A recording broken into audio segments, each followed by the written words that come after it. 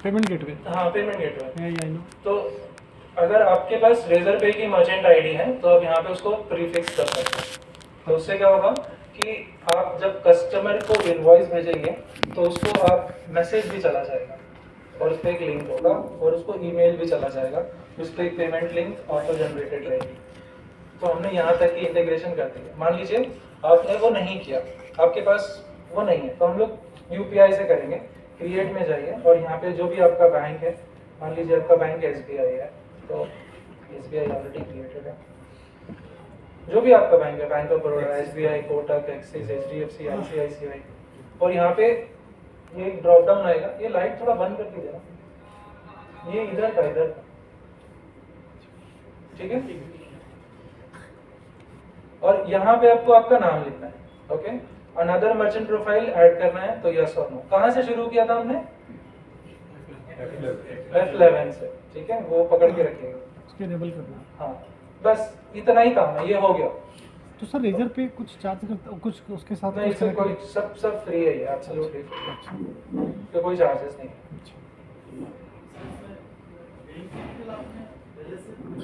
नहीं, जो आपका यूपीआई आईडी है वो खाली मेंशन करना है। यूपीआई आईडी आपको आपके फोन पे, गूगल पे, जो भी है उससे मिल जाएगा। हाँ, जो भी आपका है। अब मान लीजिए आपके पास, मैंने यहाँ पे ये स्क्रीन क्यों दिखाया आपको, हो सकता है आपके पास 2 बैंक हो सकता है आपके पास 3 बैंक हो, है ना, तो आप यहाँ इनेबल कर दीजिए। किसी में भी हो जाएगा वो?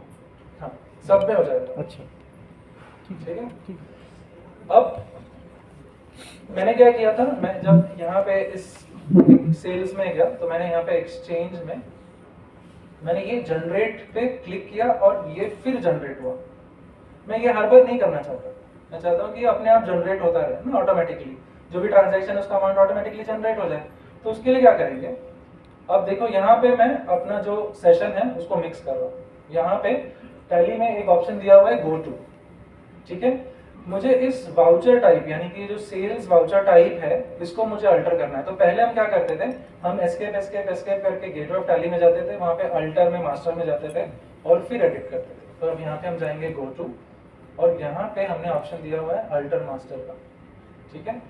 और मुझे जो वाउचर टाइप और सेल्स, यहाँ पे एक क्वेश्चन आपको दिखाई देगा, do you want to generate payment link QR code after saving voucher. ये हम किस में कर रहे हैं? सेल्स में कर रहे हैं। सेल्स में ये क्वेश्चन आपको खाली सेल्स वाउचर टाइप में ही दिखाई देगा। तो इसको अगर आप यस कर दोगे तो क्या होगा, आते जाएगा बार बार, ऑटोमेटिकली जो क्यूआर कोड है वो जनरेट होता रहेगा, ठीक है। तो कोई दिक्कत आएगी क्या कस्टमर को भेजने में कि अरे अभी तक तो आपका ब्लैंक इनवॉइस आता था, ब्लैंक बिल आता था, अचानक से आपने सेशन में जाने के बाद क्या किया, आपने कुछ क्यूआर कोड वाले बिल आने लगे आपके, ऐसा कुछ ऑब्जेक्शन आएगा क्लाइंट से? अंडरस्टूड है सर इतना। हाँ, इतना अंडरस्टूड है, कोई ऐसा कोई क्वेश्चन नहीं होगा, इतना सब एग्जैक्टली। हाँ, क्योंकि अब तो यूपीआई काफी पुराना हो चुका है ना। हाँ नहीं, हाँ, it's okay। कई लोग तो अभी भी कुछ ना कुछ डालते ही क्यूआर कोड होता। अब ऐसे कितने लोग ये यूज कर रहे हैं? 1 2, ठीक है। सो हम टैली का एक है ना बहुत ही हमारा फंडामेंटल चीज भी है कि आपने टैली को लेते वक्त जो भी पैसे दिए, ठीक है, अगर उससे आपको बेनिफिट नहीं हो रहा है तो उस पैसे से हमको बेनिफिट नहीं होगा। अब बहुत सारे प्रोडक्ट यूज करते हैं ना, बहुत सारे प्रोडक्ट यूज करते हैं आप लोग। आपको कितनी कंपनीज आती हैं वो प्रोडक्ट लेने के 6 साल बाद, 20 साल बाद ये आके बता रही हैं कि सर ये हमारे प्रोडक्ट में नया है और ये हम आपको बताना चाहते हैं। कभी आपने देखा कि माइक्रोसॉफ्ट वाले ने ऐसे कुछ ट्रेनिंग रखा हो और कस्टमर्स को बता रहा हो, या फिर एप्पल आप यूज करते हैं या सैमसंग यूज करते हैं, कभी उन्होंने आपको बताया? तो हमारा टैगलाइन है to make everyone who touches Tally happier. और दूसरा है कि जो पैसे आपने टैली खरीदने के लिए दिए, अगर उससे आपको बेनिफिट नहीं मिल रहा है तो उस पैसे से हमें बेनिफिट नहीं मिलेगा। और इसको हम लोग बहुत साल से कर रहे हैं, मतलब जब से हम लोग टैली से जुड़े हैं, हम लोग मुझे अभी 20वां साल चल रहा है टैली से जुड़ के। तो प्लीज़ यूज़ करिए जो भी मैं आपको कोशिश कर रहा हूँ बताने की। अगर इसमें से आप 50% तो कम से कम ट्राई करिए यूज़ करने के लिए, 100% अगर यूज़ नहीं कर सकते तो। और सबसे बड़ी चीज़ क्या है कि हम लोगों ने ना पूछना बंद कर दिया है, जो चल रहा है जैसे चल रहा है वैसे चलने दो, है ना। देखिए मेरे फ़ोन में अपग्रेड्स आते हैं, अपग्रेड्स पता है ना सबको, फ़ोन में अपग्रेड्स आते हैं, मैं चेक करता हूँ उसको हर बार कि क्या अपग्रेड आया, ठीक है। हम लोग टैली के अंदर भी ऐसे अपग्रेड्स लाते रहते हैं। अभी जैसे 6.1 आया, मतलब ये 1 से शुरू हुआ था ना, टैली प्राइम 1 2 3 4 5 6, अभी थोड़े दिनों में 7 आ जाएगा। तो आप देख सकते हो कि टैली के अंदर नया क्या है, यहीं पे एक बटन दिया हुआ है व्हाट्स न्यू, बस वहाँ पे क्लिक करिए, आपको क्या नया आया है पता चल जाएगा, है ना।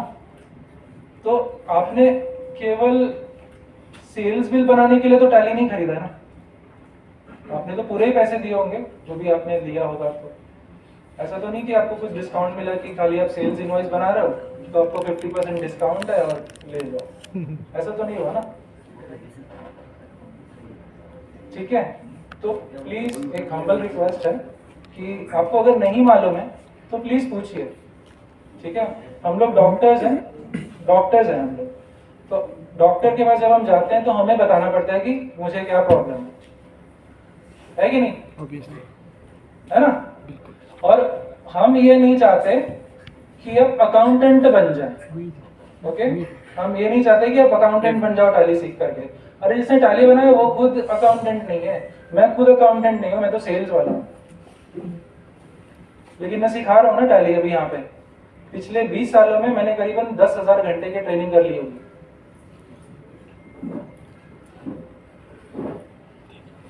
तो मेरा काम यही है कि लोग जिन्होंने टैली के लिए पैसे दिए हैं वो टैली को अच्छी तरीके से यूज कर सके। जब आप गाड़ी चलाते हो, ठीक है, कार, तो आप केवल 4 ही गियर चलाते हो क्या, 5वें गियर पे नहीं जाते, या केवल 3 ही गियर चलाते हो क्या, चौथे 5वें पे नहीं जाते, जाते हैं ना जब आपको मौका मिलता है। तो आप ऐसा बोलते हैं क्या कि अरे नहीं मैंने तो खाली 2 ही लाख रुपए दिए थे गाड़ी के, तो मैं चौथी और 5वीं पे नहीं चलाऊंगा, ऐसा नहीं बोलते हैं हम लोग तो जैसे मौका मिल जाता है चलाने लग जाते हैं। तो आपके पास ये एक बहुत ही अच्छा एसेट है जिसको शायद आप लोगों ने एकदम से साइडलाइन कर दिया। अब एक बार है ना टैली को अपने सिस्टम से निकाल करके देखिए, आप सरवाइव नहीं कर पाएंगे, आपका बिजनेस सरवाइव नहीं कर पाएगा।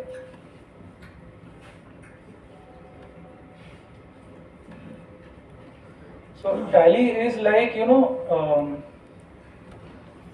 हम लोग जो सांसें ले रहे हैं ना वैसा है टैली आपके बिजनेस के लिए। और उसकी अहमियत कब होती है, जब ऑक्सीजन खत्म होने लगता था। तो मैं ये चाहता हूँ कि अब मैं बहुत सारी चीजें आपको बताऊंगा, जैसे कि व्हाट्स न्यू पे आके आपने देख लिया, ठीक है। तो आपके पास पेन एंड पेपर है, आप नोट करते रहिए कि आप क्या क्या यहाँ से लेके जा रहे हैं, ओके।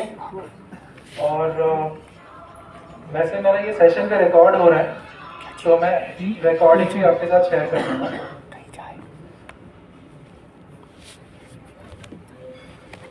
ठीक है। सो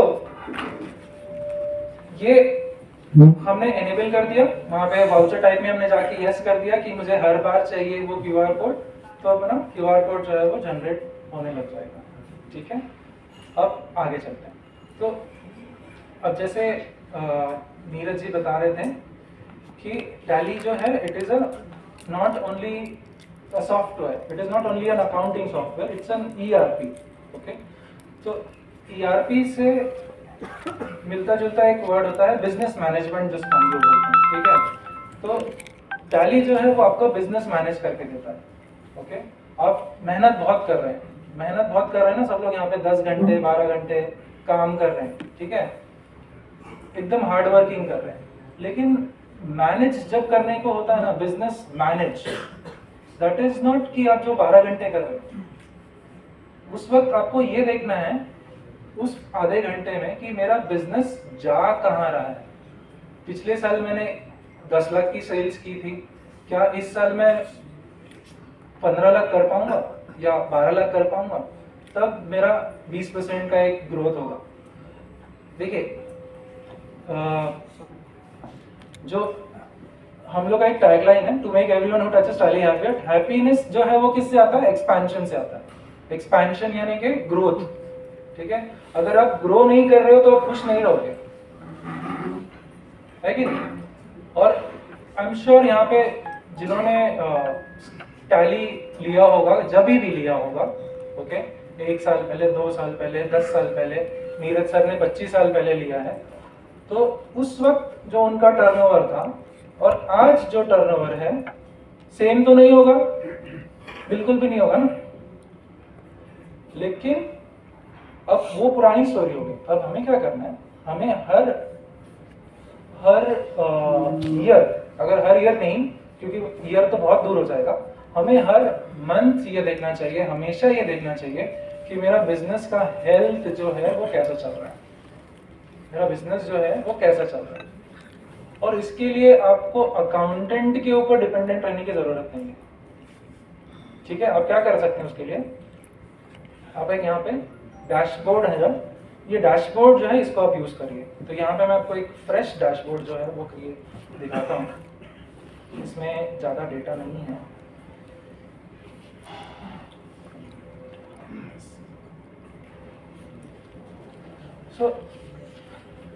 सबसे पहले तो यहाँ पे जो भी चीज़ें दिखाई दे रही है ना, सबको आप यहाँ से डिलीट करके, यहाँ पे एक बटन है, मैं दिखाता हूँ, ये यहाँ पे रिमूव, ठीक है। ये सब पहले आप रिमूव कर दीजिए, इसको ब्लैंक कर दीजिए पूरी तरीके से, और अपना एक खुद का डैशबोर्ड खुद बनाइए। It will not take more than 5 minutes, और ट्रस्ट मी ये बहुत आपके काम आएगा। और ये करने के लिए आपको अकाउंटिंग की ज़रूरत नहीं है, ठीक है। आपको ये देखना है कि आपके टॉप कस्टमर्स कौन से हैं, आपको ये देखना है कि आपका टॉप प्रोडक्ट कौन सा है, आपके टॉप सप्लायर कौन से हैं, आपका कैश बैलेंस क्या है, आपका बैंक बैलेंस क्या है, वो आप यहाँ से देख सकते हैं। ये स्क्रीन ब्लैंक है पूरी, ठीक है। तो यहाँ पे राइट में एक बटन दिखेगा आपको, ऐड टाइप दिख रहा है, राइट साइड। ये लोग आए कहाँ पर है? डैशबोर्ड। तो गेटवे ऑफ टैली पे एक डैशबोर्ड करके ऑप्शन दिया हुआ है, तो वहाँ पे आप जाइए और ऐड टाइल में आप जा करके जो आपको देखना है, जैसे फॉर एग्जांपल हमें चाहिए टॉप कस्टमर्स, तो टॉप कस्टमर्स मुझे मिलेंगे टॉप ग्रुप के अंदर, मेरे सन्ड्री डेटर्स के अंदर, ठीक है। तो ये मेरा टॉप कस्टमर्स आ गए, ओके। अब ये टॉप ग्रुप लिख के आ रहा है, मुझे इसका नाम समझ में नहीं आ रहा, तो मैं क्या करूँगा, पहले इसको कॉन्फ़िगर टाइल में जा करके इसको मैं लिखूंगा मेरे टॉप कस्टमर्स, ठीक है। अब इसको आप किस हिसाब से देखना चाहते हैं, ये सब आपको धीरे धीरे दिखाई देगा। तो यहाँ पे डेटा और ग्राफ दोनों चाहिए, बार चाहिए या लाइन, ठीक है। तो ये आपको ऐसे भी दिखा सकता है, समझ में आ रहा है? इसके लिए अकाउंटिंग की जरूरत है। और ये कौन देख रहा है, ये कौन करेगा? हम करेंगे। कौन करेगा? ये ओनर करेगा। आप में से यहाँ पे कई लोग ओनर भी हैं ना? सभी ओनर। कौन कौन ओनर है? ओह वाह, वेरी गुड। तो मुझे थोड़ा सा अपना जो डिलीवरेबल्स है वो थोड़ा सटल रखना पड़ेगा ना, बहुत ज्यादा टेक्निकल नहीं कर सकते, है ना? समझ में आ रहा है? तो ऐसे आपको पहले एक 2-4 मिनट बैठ करके सोच लीजिए कि आपको क्या क्या चाहिए। ये नाम तो मैंने ऐसे ही गिना दिए, top customers, top item, top supplier, cash balance, bank balance. तो पहले आप थोड़ा सा यहाँ पे बैठ करके देख लीजिए कि ये मेरा कैश इन हैंड, बैंक, ये सब मेरे को यहाँ पे आ रहा है। ऐड टाइल, जितने जो जो आपको ऑप्शंस चाहिए वो आप यहाँ पे, अब जैसे मैंने यहाँ पे ले लिया टॉप स्टॉक ग्रुप्स, तो यहाँ पे मैं ले लेता हूँ प्राइमरी। तो ये मेरे स्टॉक, ये मेरी स्टॉक आइटम आ गई कि मेरा सबसे ज़्यादा जो आइटम बिकता है वो बोट का ईयरफोन है, ठीक है। अब इसको मैंने स्टॉक ग्रुप हटा करके मैं इसको क्या करूँगा, मैं इसको कॉन्फ़िगर में जाऊँगा और मैं इसको लिख दूंगा मेरा टॉप स्टॉक ठीक है। तो ये बेसिकली बोट का जो प्रोडक्ट है वो है, ये मेरा सर इसमें टॉप ग्रुप आएगा या टॉप लेजर्स में? टॉप ग्रुप आएगा। टॉप ग्रुप आएगा ना? हाँ, तो टॉप ग्रुप जो है वो वो- उसमें आपको सन्ड्री डेटर्स और सन्ड्री क्रेडिटर्स सेलेक्ट करना है। अच्छा, उसका एक ओवरव्यू हो जाएगा। हाँ, उसका एक ओवरव्यू Overview है। है। तभी जैसे मैंने 2 सेलेक्ट कर लिया ना, ये 3 हो गया। अब एक और कर लेते हैं कोई, जैसे अभी आपने बोला कि टॉप वापस ग्रुप सेलेक्ट किया और मैंने यहाँ से क्रेडिटर्स ले लिया। तो क्रेडिटर्स बेसिकली मेरे पेमेंट साइड वाला जो है, वेंडर्स जो है उसके लिए है ये। तो ये जो मेरे टॉप क्रेडिटर्स हैं उनका, जिसके साथ में मैंने जैसा ट्रांजैक्शन किया है उसके ट्रांजैक्शन के बेसिस पे ये आ जाएगा। ठीक है, तो ये होने के बाद आपको क्या करना है, ठीक है, आप इसको सेव कर दीजिए, सेव व्यू करिए और यहाँ पे कर दीजिए डिफॉल्ट डैशबोर्ड। ठीक है, सेव व्यू, कंट्रोल एल एक शॉर्टकट है जिसको यूज करके आप कोई भी चीज टैली के अंदर अपने लिए सेव कर सकते हैं। ओके, आप मान लीजिए इसको आप यहाँ पे लिख दीजिए आप ओनर्स डैशबोर्ड। ठीक है, बाकी और कुछ मत करिए। ठीक है, और हम यहाँ से बाहर निकल जाते हैं। तो जब मैं डैशबोर्ड में आ रहा हूँ तो ये मुझे ऐसे दिखाई दे रहा है। तो मेरा वाला डैशबोर्ड कहाँ गया? मैंने अभी जस्ट बनाया है ना।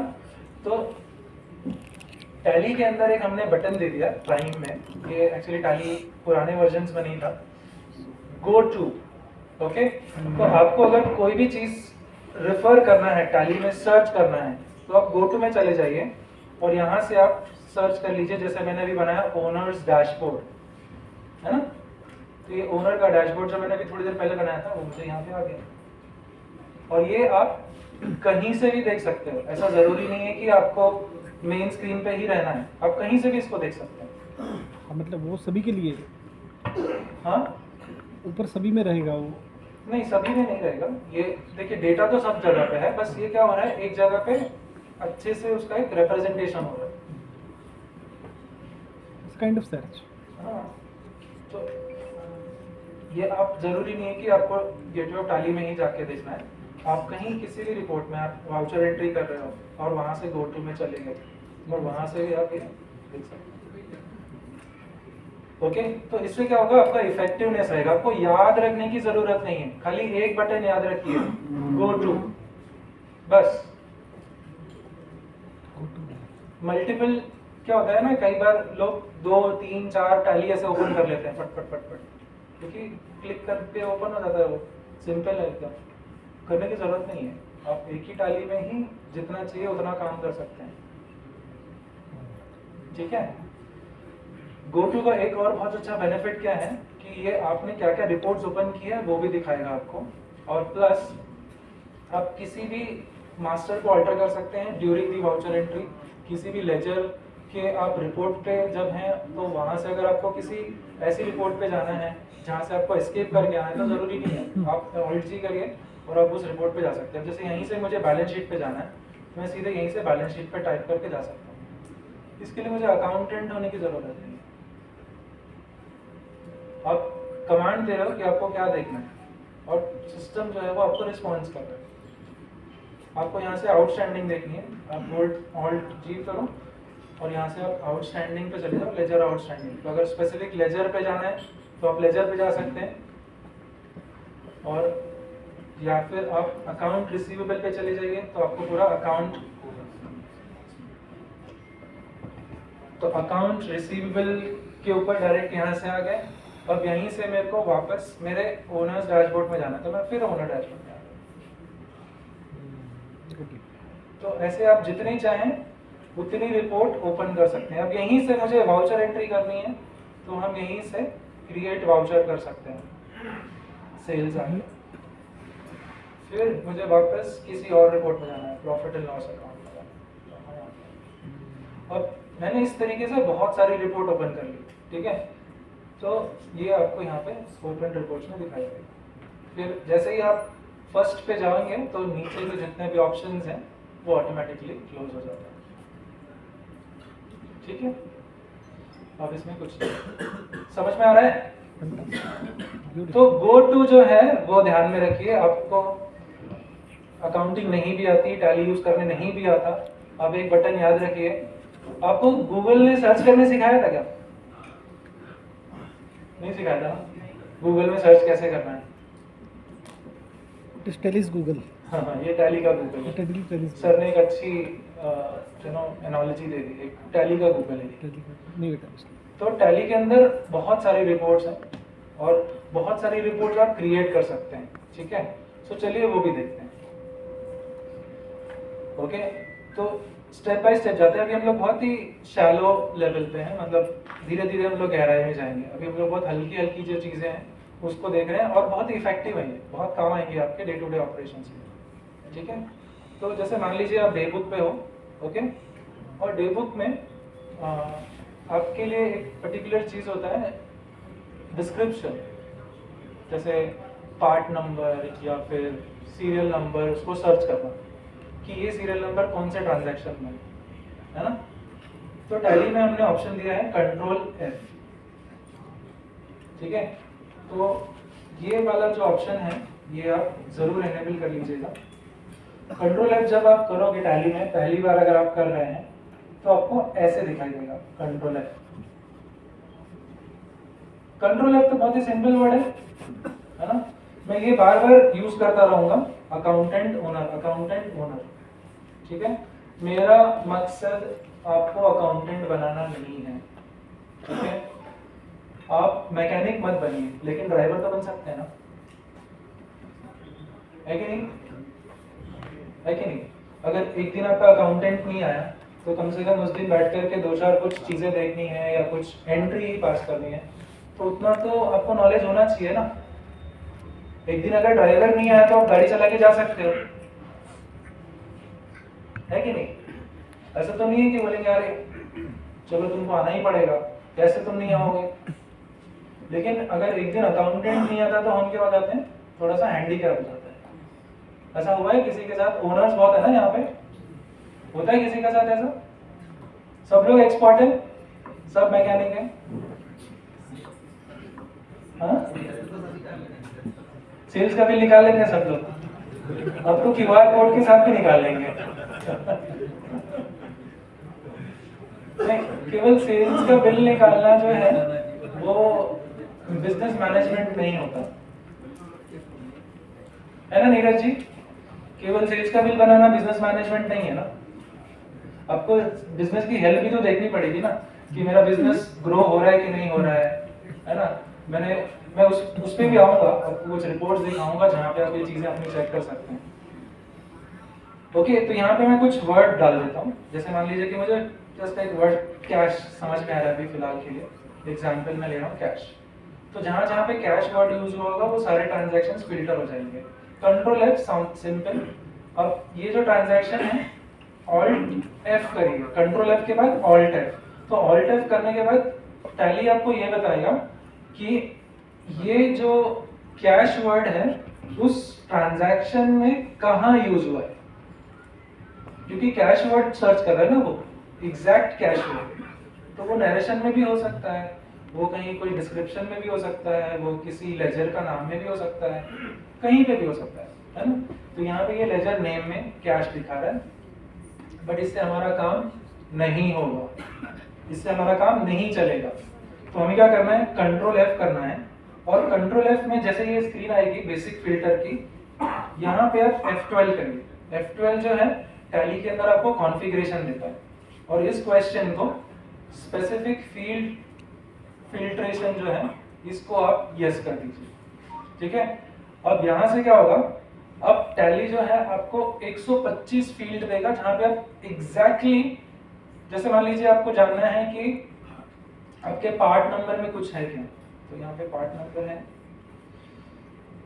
पार्ट नंबर इनेबल करेंगे तो आ जाएगा यहाँ पे पार्ट नंबर का ऑप्शन।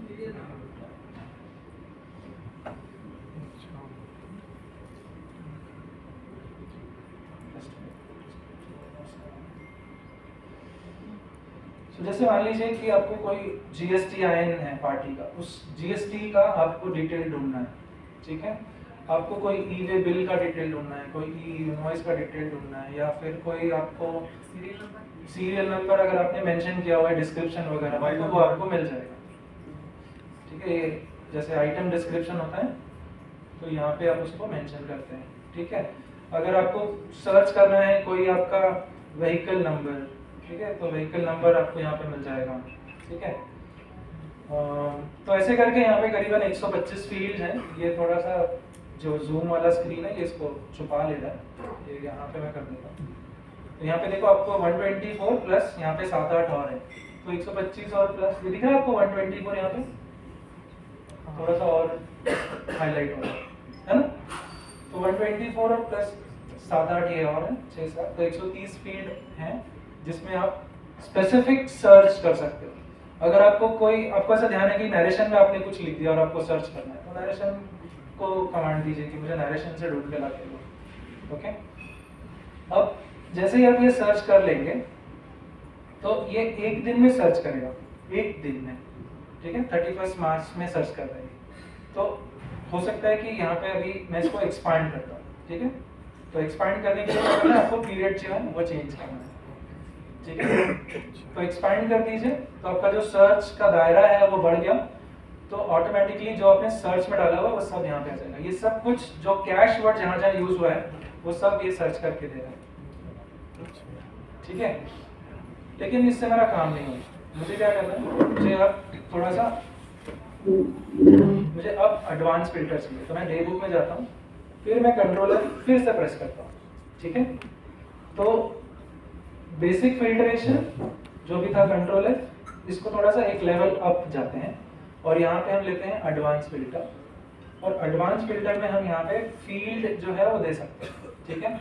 तो मान लीजिए आपको कोई ऐसी रिपोर्ट बनानी है, मान लीजिए आपके पास कोई व्हीकल है जो डिलीवरी के काम करता है, मैं एक एग्जांपल ले रहा हूँ, और उस व्हीकल से कितना टोटल डिलीवरी हुआ है आपको उसकी एक रिपोर्ट बनानी है, तो आप यहाँ पे वो बना सकते हो, ठीक है। तो उसके लिए क्या करना पड़ेगा आपको, वाउचर विद, यहाँ पे मैं आपको एक दूसरा एग्जांपल देता हूँ। जैसे मान लीजिए कि मुझे ये जानना है कि मेरे सिस्टम में कोई कैश पेमेंट तो नहीं होगा, क्योंकि अभी जैसे ऑडिट होगा ना, तो ऑडिट के टाइम पे ऑडिटर्स ये पूछेंगे कि कहीं आपका कोई कैश पेमेंट तो नहीं है 10,000 के ऊपर वाला, तो उसकी फिल्ट्रेशन जो है आप यहाँ से बना सकते हो, ठीक है। कैश पेमेंट मोर देन 10,000 अलाउड नहीं है, ठीक है, सिस्टम में नहीं दिखना चाहिए वो, आप सिस्टम के बाहर करिए, सिस्टम के बाहर कर सकते हैं, सिस्टम में नहीं दिखाना, समझ में आ रहा है। तो उसके लिए हम क्या करते हैं, हम लोग यहाँ पे ले लेते हैं जैसे कि voucher type containing payment and voucher with ledger name containing cash and voucher with ledger amount greater than और इक्वल टू 10,000, ठीक है। सो बहुत छोटा सा काम है, ऐसे 2-3 आप कंडीशंस जो भी आपको समझ में आ रही है आपकी रिपोर्ट के लिए बना करके और डाल दीजिए। टैली आपको एक रिपोर्ट देगा, मैंने बताया ना अभी केवल एक दिन में सर्च कर रहा है, एक ट्रांजैक्शन है, हो सकता है आपके यहाँ पे एक भी नहीं है, ब्लैंक हो, तो घबराना नहीं है हमें कि अरे मैंने कुछ किया और हो ही नहीं रहा, तो ब्लैंक आ रहा है, क्योंकि आपका जो पीरियड है वो डेट है वो केवल एक दिन का है। आप यहाँ पे ऑल्ट F2 कर दीजिए और यहाँ से अप्रैल से मार्च कर दीजिए, तो जो ट्रांजैक्शंस हैं वो बढ़ गए, दिख रहा है आपको, थोड़ा ज़्यादा होगा ना, अभी पहले एक ही था। अब ये जो मैंने इतना काम किया इसको मैं सेव कर लेता हूँ, ठीक है। टैली के अंदर हमने सेव बटन दे दिया, अब जो भी काम करोगे आप सेव कर सकते हो ताकि आप इसको बाद में भी रिफर कर सको। हो सकता है आपको ये 10 दिन बाद फिर ये रिपोर्ट ओपन करनी है, तो फिर आप वापस वो एक्टिविटी करने की जरूरत नहीं है। जैसे हमने डैशबोर्ड में किया, सेव किया और उसको एक नाम लिख दिया, तो वैसे ही हम यहाँ पे भी इसको सेव करेंगे और इसका एक नाम लिख देंगे। अब जितने भी आप ये नाम लिख रहे हैं ना, ठीक है, जितने भी आप ये नाम लिख रहे हैं इन सब की एक फाइल बन रही है टैली के अंदर, ठीक है, मैं आपको दिखाऊंगा। तो बेसिकली आप एक फाइल क्रिएट कर रहे हो ये, जो टैली के साथ में अटैच हो जाती है, आपके टैली फोल्डर में ही रहता है वो। तो जैसे ये मुझे ध्यान में आया बार बार, तो मैं इसका क्या नाम लिखूंगा, कैश पेमेंट मोर देन 10,000,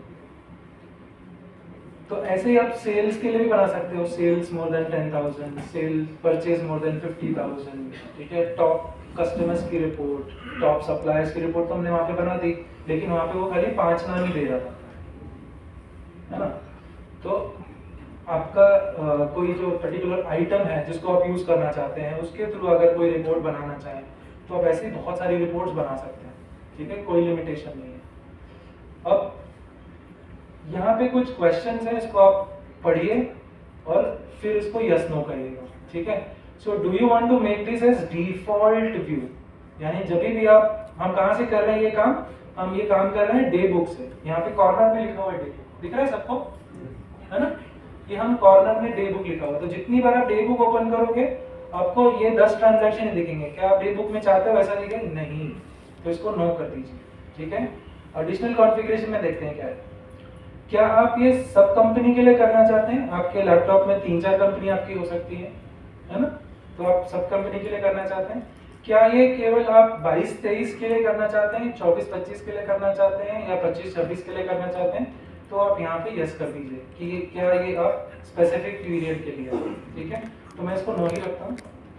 ये रिपोर्ट मेरी एंटर किया और मैंने बन ली। अब ये रिपोर्ट मुझे कहाँ मिलेगी? गो टू में, वेरी गुड, ठीक है। गो टू को छोड़िएगा नहीं, पकड़ के रखना है। तो कैश पेमेंट मोर देन, देखो 10K यहाँ पे आ गया, एक ही दिन का दिखा रहा है, और डेट को करेंगे और हमारा डन रिपोर्ट रेडी, है ना। मुझे वो बार बार नहीं करना, मैं स्किप कर देता हूँ। तो हम लोग नॉर्मल डे बुक में आ गए। अब मैं मान लीजिए बैलेंस शीट में हूँ, ठीक है। फिर मेरे को किसी ने बोला कि मुझे बताओ कि 10,000 के ऊपर वाले सेल्स कितने हैं, तो यहाँ पे हम गोटो में जाएंगे और जैसे मैंने ये बनाया वैसे हम बना करके फिर उसका एक्सपोर्ट निकाल करके दे देंगे। इसकी PDF निकाल दिया या एक्सपोर्ट कर लिया, सब ये आ गई रिपोर्ट, ठीक है। समझ में आया? तो ये हो गया हमारा रिपोर्ट फिल्ट्रेशन, भी मैंने आपको बता दिया, और उसके जो कुछ एडवांस जो मैकेनिज्म है उसको भी मैंने आपको यूज करने के लिए बता दिया। आपको अपनी एक्सपर्टीज थोड़ी लगानी पड़ेगी, ठीक है। सबको ड्राइवर थोड़ा बनना पड़ेगा, गाड़ी अपने आप नहीं चलती है, अपने आप नहीं चलती ना गाड़ी। अगर ऑटोमेटिक भी होगी तो एटलीस्ट स्विच तो दबाना पड़ेगा ना, या कम से कम दरवाजा खोल के बैठना तो पड़ेगा, तब उसको समझ में आएगा कि कोई बैठा हुआ है और वो चलने लग जाएगी। जैसे टेस्ला ने इन्वेंट किया हुआ ना आजकल ऑटोमेटिक, तो वो भी ऑटोमेटिक नहीं चलती ना, उसका दरवाजा खोल के कम से कम बैठना तो पड़ता है। तो उसके लिए वही कमांड है कि कोई दरवाजा खोल के बैठ गया, मतलब मुझे कमांड मिल गया। तो जो ह्यूमन एक्सपर्टीज है, सिस्टम उसको कभी रिप्लेस नहीं कर पाएगा, कभी रिप्लेस नहीं होगा, है ना।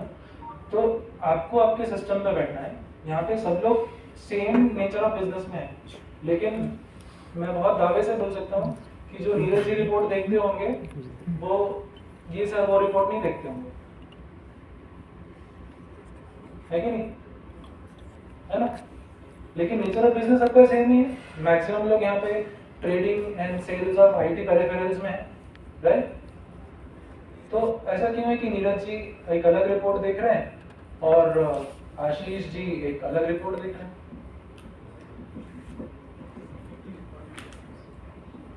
क्योंकि सबका जो थॉट प्रोसेस है वो अलग है।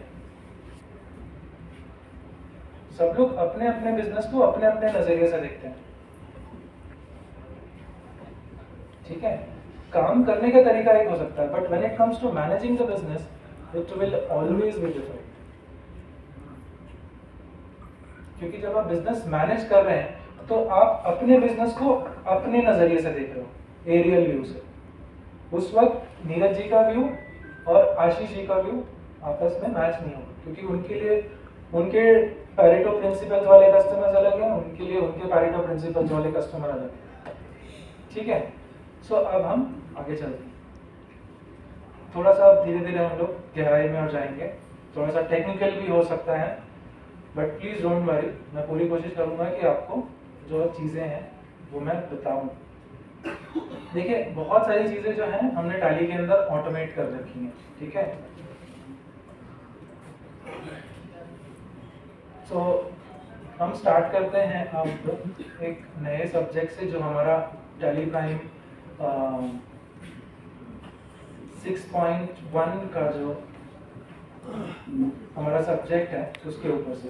तो यहाँ पे एक डेटा मैंने लोड किया, ठीक है। सो बेसिकली होता क्या है कि जब हम लोग टैली और बैंकिंग कर रहे हैं तो बहुत सारे ऐसे बैंक हैं, आज से नहीं बहुत साल से, जो हमें स्टेटमेंट पहले होता था।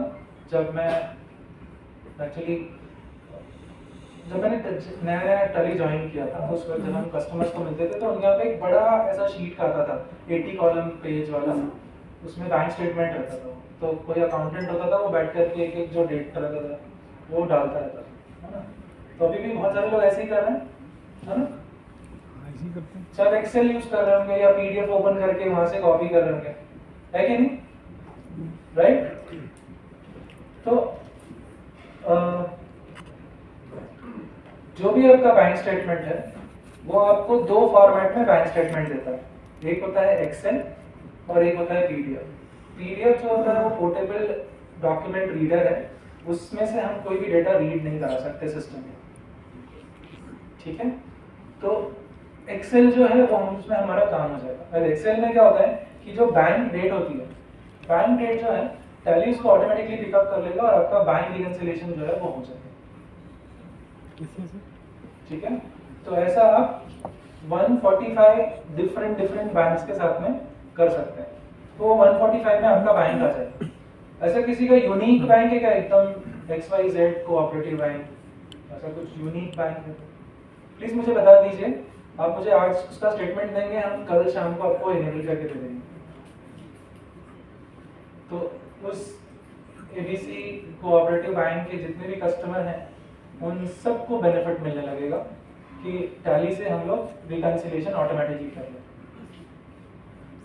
समझ में आ रहा है सबको? सर ये एलाबोरेट करें एक बार फिर से। हाँ तो अच्छा ये तो पता है ना कि बैंक रिको करके एक चीज होती है, किसको नहीं पता है बैंक रिकंसिलिएशन?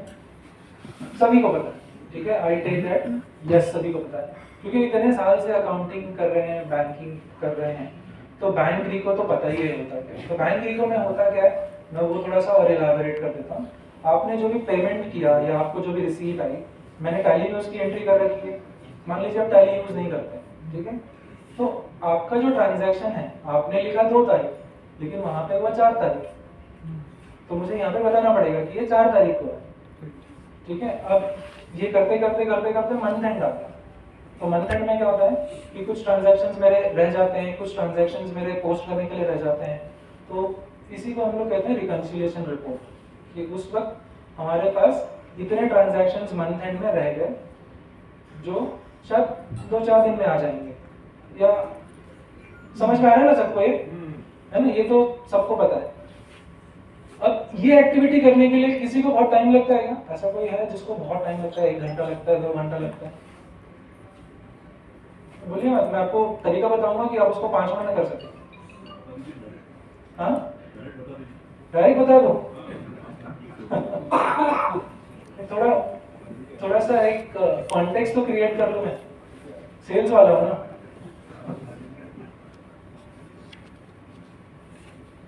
तो सब लोग यहाँ पे मैन्युअली बैंक रिकंसिलिएशन कर रहे हैं ना, तो सबको 2-3 घंटे लगते होंगे, मेरा ये मानना है। तो क्या करना है आपको, आपका जो लेजर है बैंक का लेजर, आप उस बैंक के लेजर में जाइए। मान लीजिए मेरा कोटक बैंक है, तो यहाँ पे मैंने क्वेश्चन दिया हुआ है, यहाँ पे एक लिस्ट आपको दिखाई देगी, बैंक नेम, ठीक है। दिख रहा है आपको बैंक नेम यहाँ पे, बैंक नेम। तो ये जो लिस्ट आ रही है ना, इन सब बैंक का हमने रिकंसिलिएशन फॉर्मेट टैली के अंदर प्रोग्राम करके रखा हुआ, जो डिफॉल्ट स्टेटमेंट बैंक देता है उसको। मतलब आपको क्या करना है, खाली स्टेटमेंट डाउनलोड करना है, टैली का फोल्डर में रख देना, आगे का काम टैली जो है वो खुद कर देगा। पीडीएफ नहीं होगा sir, PDF is portable document reader, वो रीड नहीं कर सकता उसमें, क्योंकि हमें उसका बैंक डेट चाहिए कि ये ट्रांजैक्शन बैंक में कब आया। और अगर नहीं आया, मतलब मेरे पास नहीं है उसकी एंट्री, मेरे पास यानी मेरे बुक्स ऑफ अकाउंट्स में उसकी एंट्री नहीं है, तो मैं उससे उस ट्रांजैक्शन को क्रिएट कर सकूं, तो पीडीएफ वो मुझे अलाउ नहीं करता।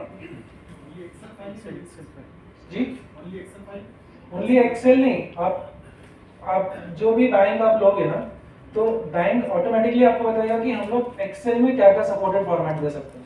So apart from PDF any other format, हाँ दूसरे फॉर्मेट में भी देगा।